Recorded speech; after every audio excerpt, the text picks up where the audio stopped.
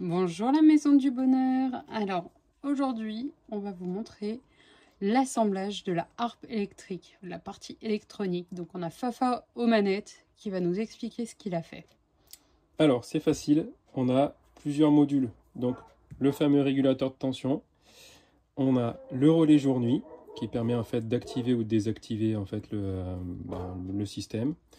Et ici, vous avez le booster qui va permettre d'envoyer du 1800 volts en fait en sortie grâce au condensateur qu'il y a ici avec des cycles de charge et de décharge. Voilà, tout simple. Mais avant de brancher celui-ci, il faut vraiment régler celui-ci parce que quand vous le recevez, je vais vous montrer, en fait, il est programmé sur 12 volts en sortie. Hop. Voilà, donc comme on le voit ici, donc il est sur 12 volts, avec le petit bouton que vous avez ici, si vous appuyez ici, vous switchez, là je vois que j'ai 12,7 volts en entrée, ça s'allume ici, donc je suis sur l'entrée. Et là, je reviens sur la sortie. Donc le but, c'est de mettre 3,7 volts en sortie. Donc pour ça, vous avez un petit potentiomètre juste ici. Et donc il faut le tourner dans le sens inverse des aiguilles d'une montre.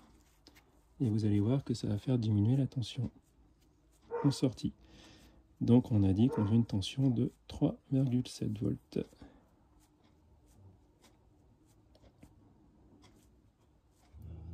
Hop, un peu plus. 3,7. Donc là, on ne touche plus à rien. Là, on débranche. On ne fait jamais des choses sous tension. Voilà. Et donc maintenant, eh ben, on va mettre les différents types de cartes. On va déjà essayer pour voir en fait si notre booster fonctionne bien. Comme il est neuf, on ne sait jamais. Donc en respectant bien les polarités. Donc là pour l'explication quand même, quand on l'a reçu, les fils ils n'étaient pas connectés là. Si, ils étaient déjà. Si, ils y étaient. Ouais. C'est la seule carte où les fils y étaient déjà. D'accord. Donc là, on dévisse.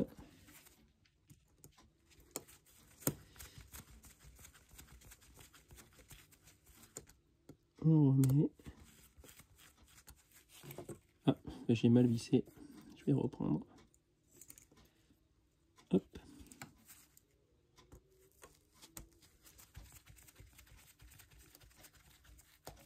Ça, c'est juste pour permettre, faire le test de la carte. Hein. C'est pas obligatoire. Mais au moins, ça permet de savoir si elle fonctionne déjà. C'est toujours utile. Et puis, c'est toujours sympa à voir. En fait, je vais vous montrer. On va faire un petit essai. Hop, il veut pas rester, lui. Non, il veut vraiment pas rester. Tu veux que je le tienne ? Non, c'est pas.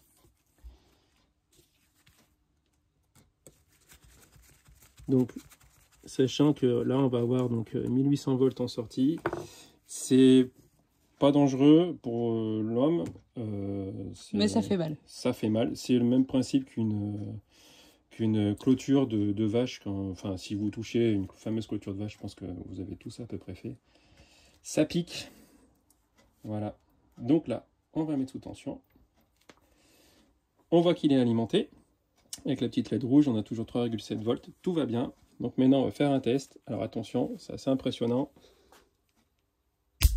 Voilà. Donc là, j'ai fait un court-circuit. Donc forcément, ça pète. On va débrancher. Donc ça fonctionne très très bien.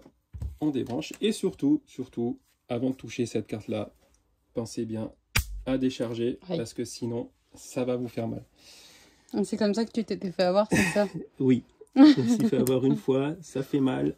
Et ça sert de leçon. Et on retient très très vite la leçon. Donc là maintenant, alors ça c'est une option, vous n'êtes pas obligé de la mettre, mais c'est quand même vachement bien parce que cette carte là, elle va couper en fait l'alimentation de cette carte. Via en fait cette petite LED. C'est pas une LED, mais c'est un détecteur en fait de luminosité. Il va permettre de couper la nuit.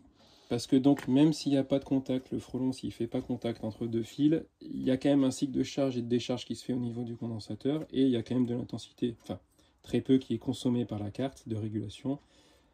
Donc ça consomme un peu de l'énergie pour rien pour la nuit, puisqu'il n'y a pas de frelon la nuit.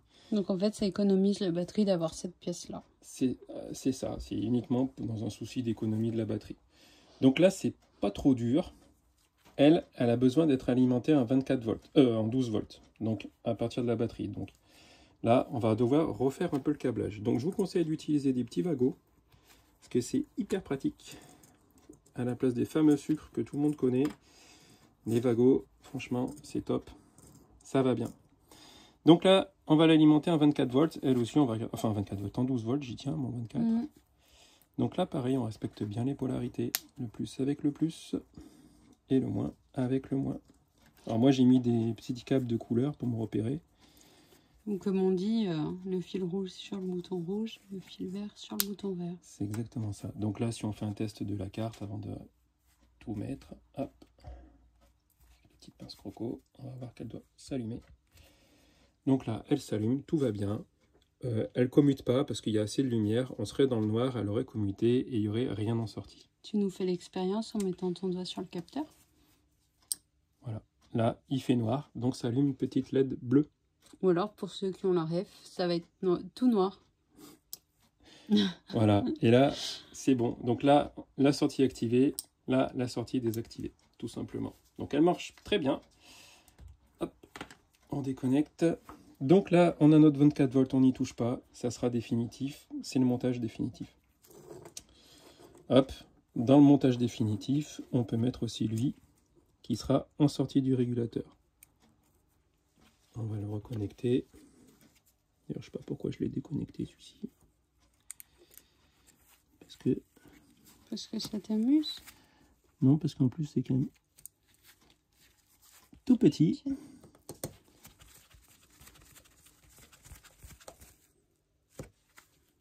Voilà.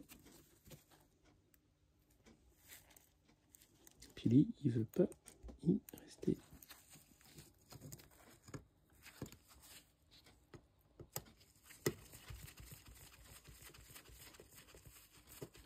Donc voilà, j'ai reconnecté.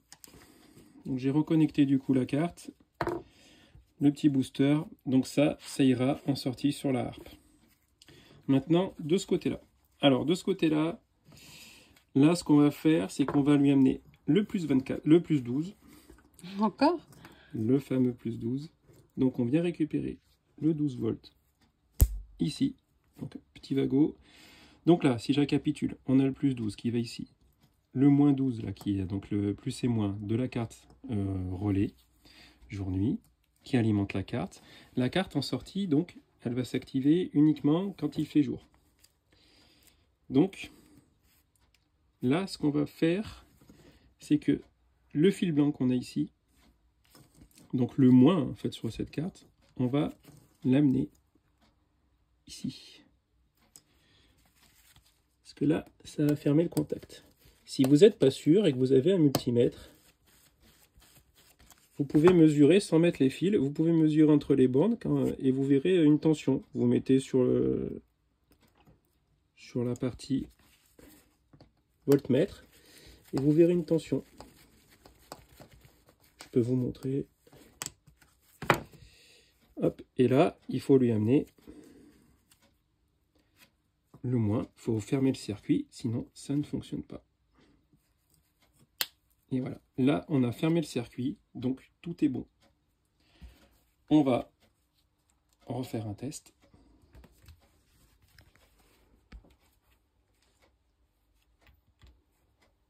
Donc on voit que ça s'allume de partout. Tout s'allume de partout. Donc là, la sortie est activée, tout va bien. Donc le booster est alimenté. Et imaginons, c'est la nuit qui arrive. Voilà, ça coupe. Là au moins, la carte de régulation est plus alimentée, le booster non plus. Ce qui fait qu'il n'y a pas de danger en fait pour les animaux en nocturne. La nuit, les papillons de nuit, je pense notamment. Les chauves-souris qui passeraient par là. Les chauves-souris, bon alors j'espère qu'elles détectent quand même les petits câbles, mais bon, on n'en a pas vu jusqu'à maintenant. Oui, on n'a pas une mauvaise surprise. Voilà, on n'a pas eu une mauvaise surprise. Au moins comme ça, la nuit, ça coupe. Alors le condensateur là, il s'est chargé, donc il y a toujours en fait un petit peu de jus. Donc le premier contact, il fait mal. Avec le temps, il va finir par se décharger complètement dans la nuit. Bon là, si je fais, voilà, forcément, mais si je refais une deuxième fois, il n'y a plus rien. Ça met du temps un petit peu à se décharger, donc là, c'est normal que c'est sauté, mais sinon, ça met un petit peu de temps. Voilà, donc là, on a notre montage final, et tout ça après, donc il faut le mettre dans cette boîte.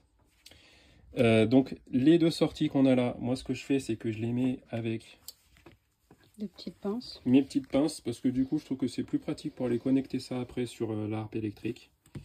Et c'est un montage tout simple. Il y en a pour vraiment pas cher. Ça, faut compter 3 €. Les cartes, là, il doit y en avoir pour moins de 10 €.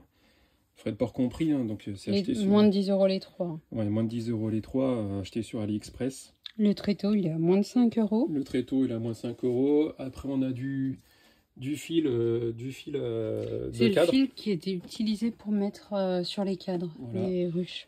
Du fil de cadre. On a fait d'Arecup, on a utilisé en fait des gaines électriques toutes simples hein, pour mettre pour faire l'isolant. Hein.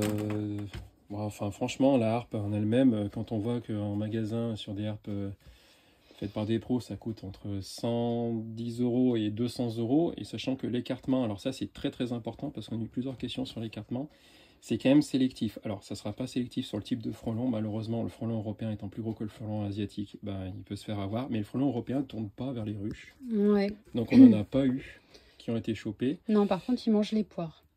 Voilà. Mais ouais, il faut bien respecter en fait une cote minimum entre l'écartement, entre les deux fils sur la harpe. Il faut que ce soit entre, moi je dirais bien 30 mm, pas en dessous. Ouais, entre 27 et 30. Non, ouais, même 30 mm c'est très bien parce qu'en dessous on risque de choper des abeilles et c'est pas ce qu'on veut. Bon, après, quand même, petite précision, on est d'accord, hein, le but, ce n'est pas de choper des abeilles. Maintenant, si on chope une abeille pour 10 frelons, je vous laisse faire le calcul. Un frelon, selon la distance à laquelle il est de la ruche, par rapport à son nid, il peut en attraper beaucoup plus qu'une d'abeille. Donc, c'est toujours, entre guillemets, rentable. C'est toujours une de trop, mais après, oui. il faut quand même bien, voilà, faut bien essayer de... Il faut trouver le positionnement, en fait, où les abeilles ne passent pas. C'est surtout très important de bien positionner la harpe, pas dans leur passage, et plutôt sur le passage. On va dire, les frelons, ils font le tour des ruches. Pour repérer, et alors que les abeilles vont rester plutôt devant.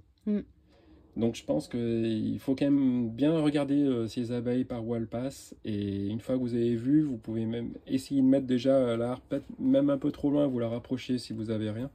Alors c'est pas la solution miracle, hein. Nous on en a chopé quelques-uns. Oui. Après on a peu de prédation cette année. Oui, c'est vrai que par rapport à ce qu'on peut voir chez d'autres appis, que ce soit professionnels ou amateurs, où ils ont 3 frelons qui tournent en même temps, nous voilà, on va avoir un frelon qui vient toutes les 2 à 5 minutes à peu près. Oui, même pas. Ouais, ça dépend. Donc voilà, un petit peu, je vous ai présenté les différentes cartes. J'ai fait un petit schéma à main levée que vous pouvez retrouver en fait sur une photo que tu as prise, je crois. Oui, que je mettrai avec. C'est très simple, hein, le montage, vous voyez, il n'y a rien de compliqué. Ça ne demande pas des qualifications d'électricité très poussées. C'est moi, je suis pas électricienne et ouais, j'aurais besoin de la petite vidéo quand même pour y arriver. Voilà. Bon montage à tous. Allez, gros bisous, à bientôt à la Maison du Bonheur. N'oubliez pas de vous abonner.